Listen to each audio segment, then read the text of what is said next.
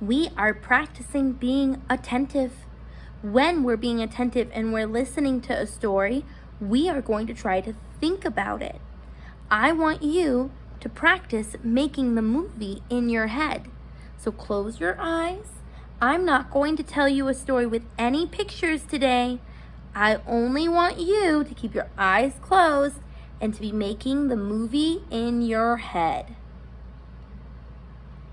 Me and my children went to the pet store.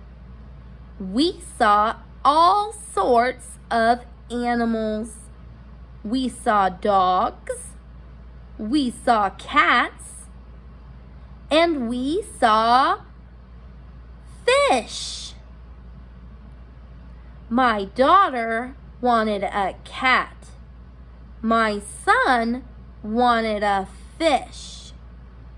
But I said, no way. We went home and just took some bones to our dog from the pet store. Open your eyes. Were you picturing it the whole time? Good job being attentive. Who went to the pet store? Me and my kids. What were some of the animals we saw when we got there? Good. Let's take a look at our paper now. What animals did we see at the pet store?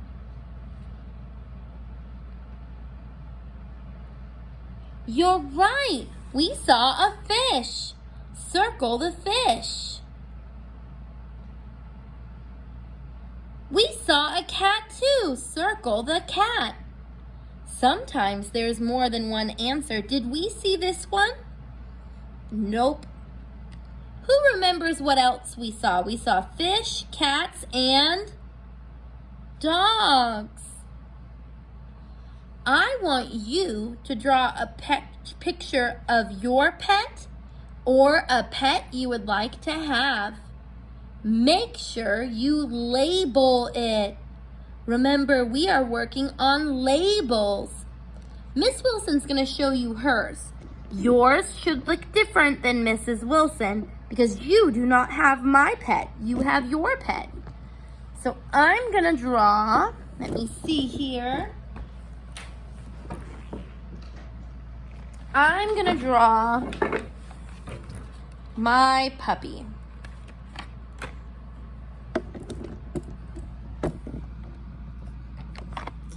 I'm going to try and hold this nice and still for you guys. I've got my puppy here. My puppy has furry ears. So I'm going to make him really furry. So this is a wow drawing. I'm going to have lots of detail. Gotta have his fur sticking off his ears a little bit. He's kind of a furry puppy. I'm going to fill in his head. Do his body going down. And give him a waggy tail. Now his tail likes to wag all the time, so I'm going to do some little lines to make it look like it's wagging back and forth.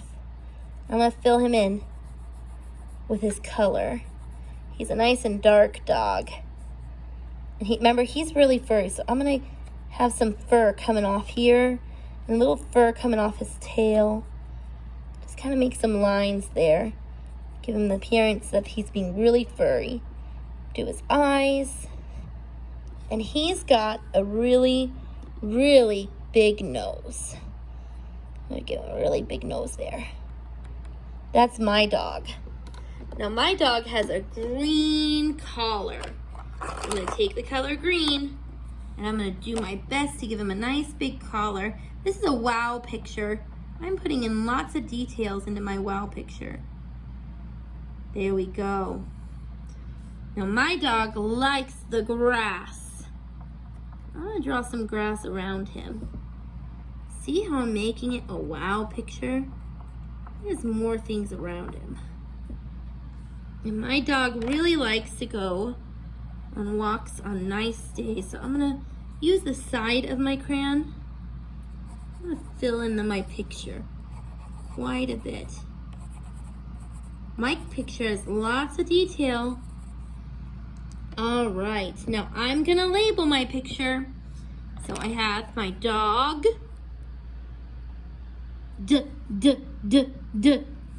Dog. What's the first letter in the word dog? D. Remember, I can just label it with my first letter for right now. If I know how to spell dog, or I can sound it out, like I know ah says octopus, I'm gonna write the next letter. But I could just stop at D if that's all I know.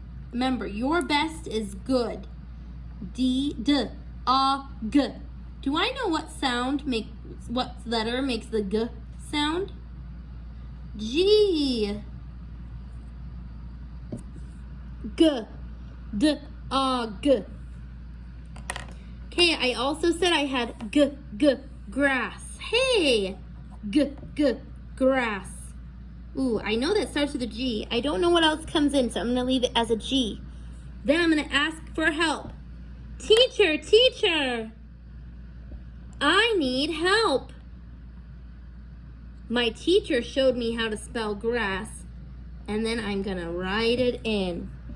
Your teacher might be help from your parent today. If you can ask their help to label 2 parts of your paper, that would be really helpful.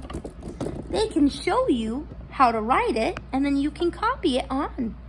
Labeling helps our people looking at our illustration know what everything is. It also helps us when it comes time to write sentences because we can look at the picture and write it in our sentence. Great job today.